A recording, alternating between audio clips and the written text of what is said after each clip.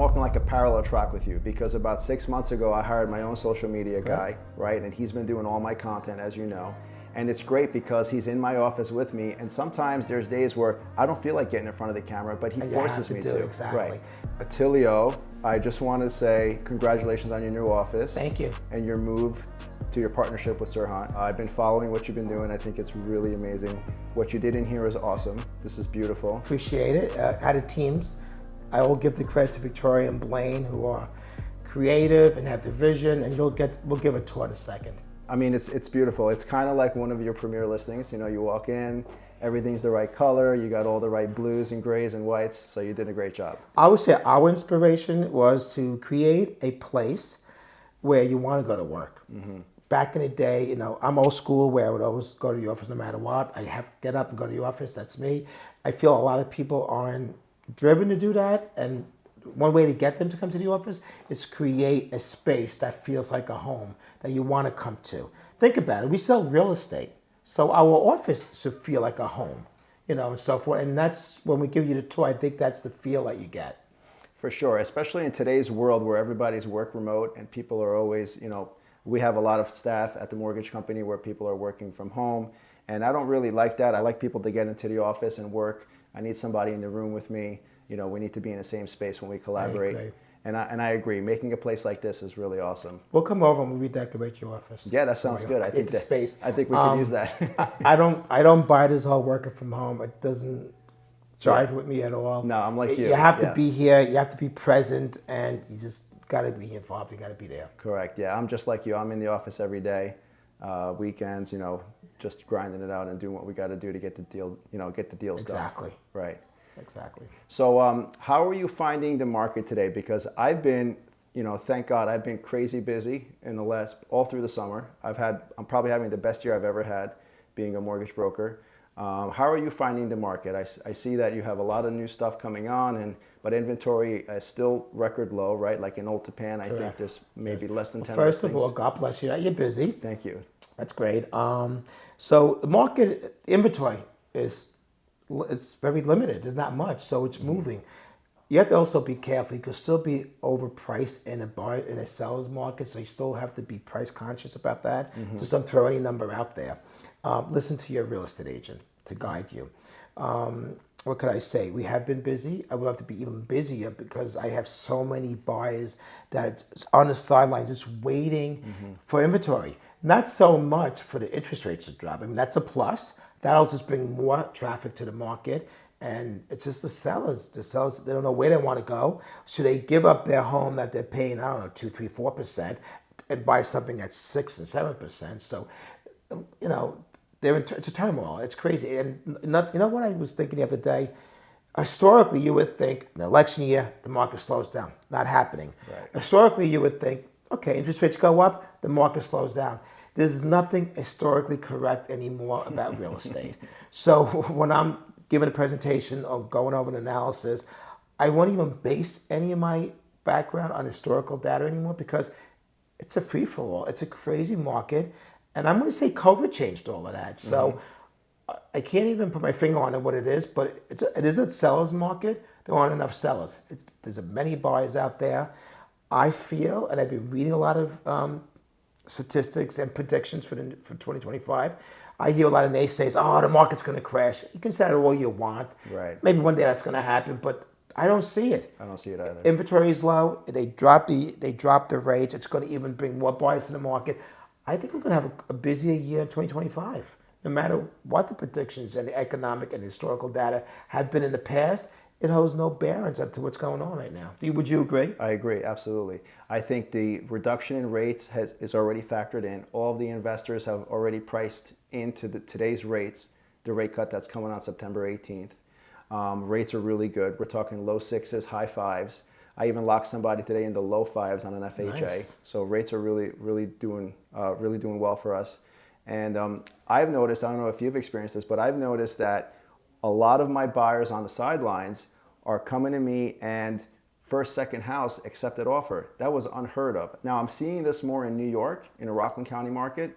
I can't say that I'm really seeing it in the Bergen County market yet. Like I'm seeing buyers that are traditionally, you would think, you know, most of the time buyers are making offers on 10, 12 houses. And now I'm finding that a lot of my buyers in my pipeline are coming to me, and after 1 or 2 offers, they've got They an got it accepted done. offer. I see that too. I don't want to say it's a shift in the market. I think it's just a temporary, not to be fooled by it.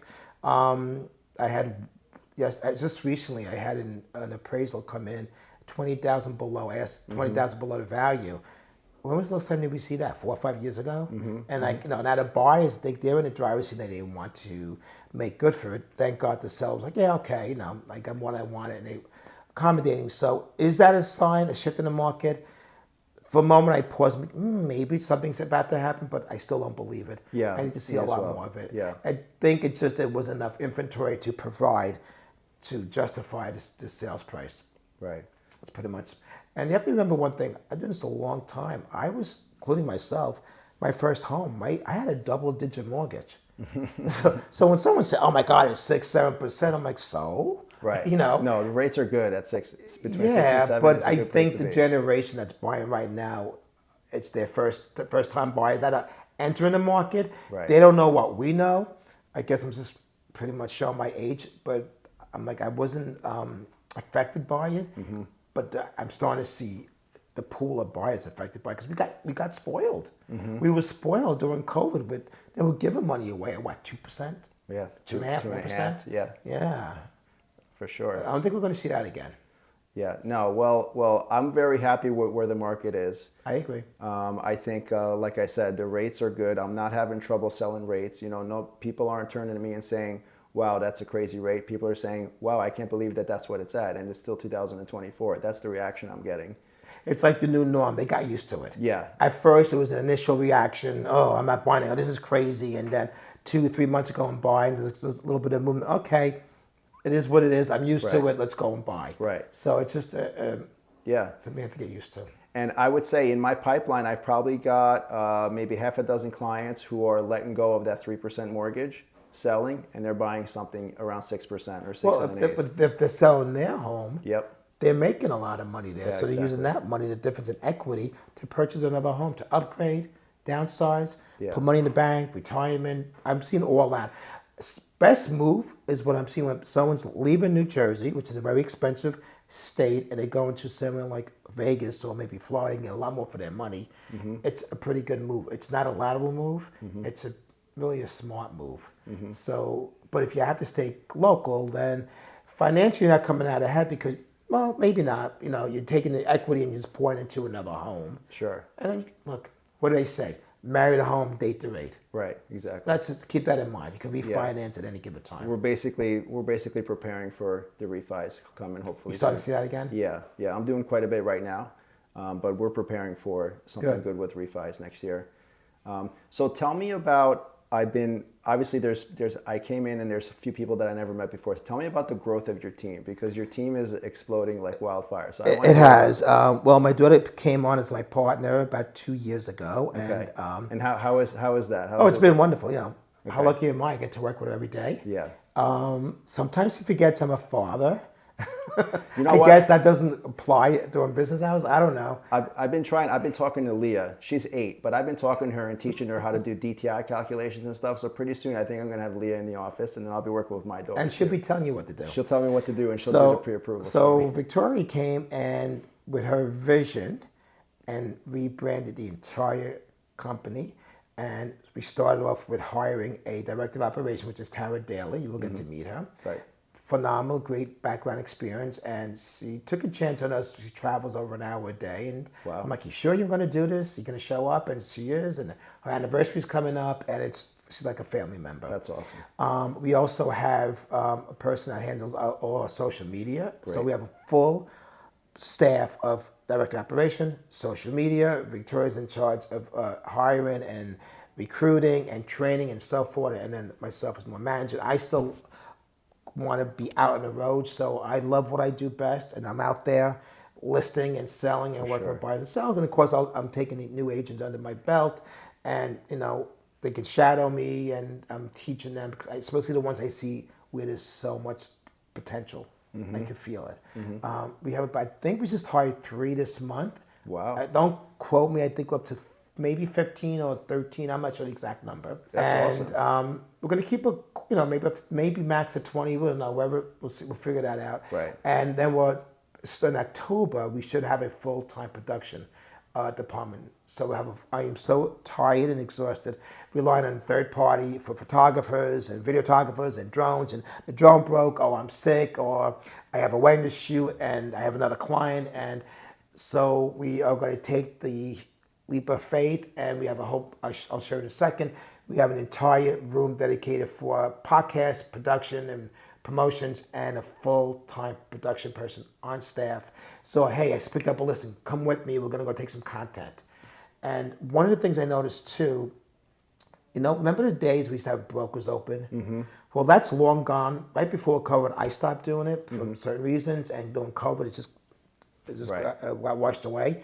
Now, the new thing is, and I can see where it's starting to happen, is instead of having brokers open, a broker would invite some of their local top agents with especially strong social presence to come and do shoot content. Mm-hmm. And so it's called Media Day.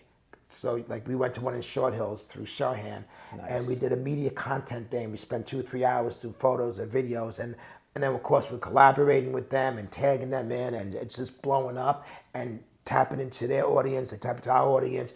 It's just amazing. I love technology, so no matter how old I am at this business, I'm always gonna have my pulse on that because I love it and I enjoy it the more I can learn. So it's amazing how the industry changes from decade to decade. For sure. I was going to say, you probably are to the level where you should have your own production team and have people so that, like you said, you need to get out there now. You need to start filming the content, do the, coming soon, right? Like don't reveal the address and stuff like that. You like that? I like that. You get people excited, right? Well, I learned that's a hook. You got to have a hook. Right. So I was told, you don't long to say, hey, I'm Attilio Adamo and welcome to. Right. Boring.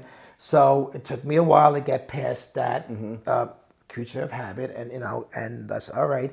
I would have to stop for a second, think of a hook, and I'm just trying to get that attention, your attention from the first 20 seconds. Well, you're kind of on this, I'm walking like a parallel track with you because about 6 months ago, I hired my own social media guy, right? And he's been doing all my content, as you know.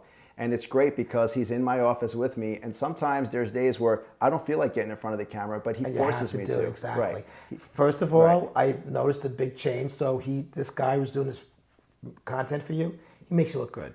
That's good. And actually, a shout out to every person that's behind the camera. Right. Because they don't people get like credit, us, yes. they make us look like, wow, they know their crap. Yeah. And it takes a village. It's a team, and you can't just do it alone.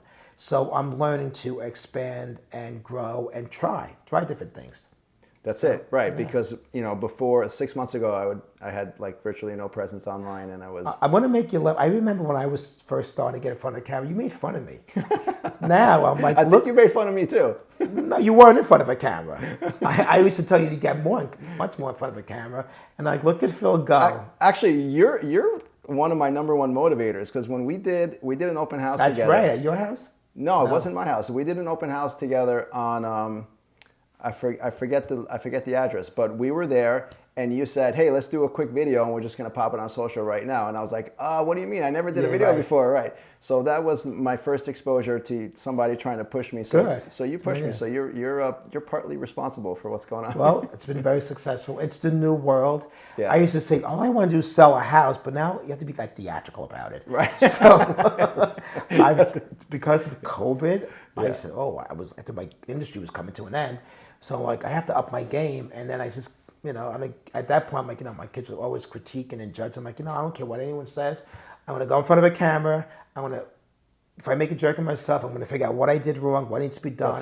That's it. And I just got more comfortable being in front of a camera. That's exactly what happened to me. Yeah. You could always delete. That's right. You could always delete. Right. And if someone's going to judge you, they're always going to judge. So I finally got to that point, like, I don't care. It's just, I'll do what I have to do.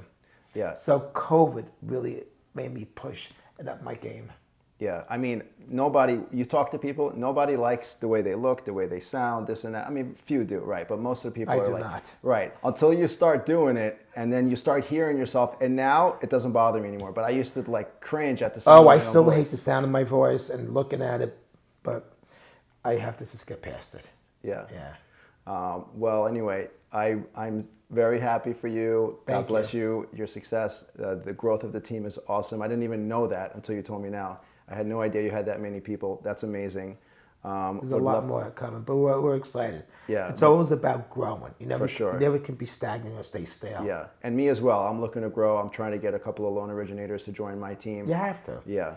It takes a village. Like I said, when I had my own company, then I went to 2 different companies after that. It was a learning experience in every chapter of my life, every company I was at.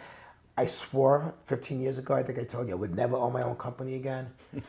Here you are. Here I am back. But this time I'm doing it a lot different. Yeah, yeah. I have a lot smarter, I have a lot more knowledge, much more comfortable, confident, and technology is amazing. Mm-hmm. I tell all these young kids, I call everyone kids that's younger than me, if I had the tools and technology of social media back in the 80s, I would have killed it a long time ago, a lot sooner. It took me, the money I spent on marketing, print, newspapers, shopping carts, benches, you name it, I tried everything.